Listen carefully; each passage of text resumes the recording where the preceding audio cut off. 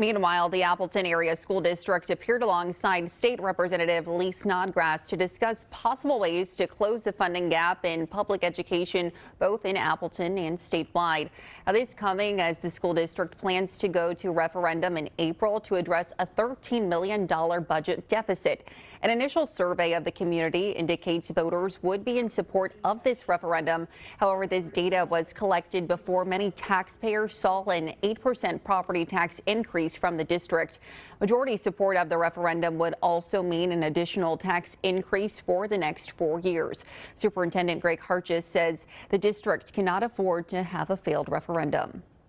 For us to have to cut $13 million from our budget is significant. It's the equivalent probably 130 to 150 positions. Now, like we've done in years, we start with everything that's furthest away from students, but it certainly has an impact.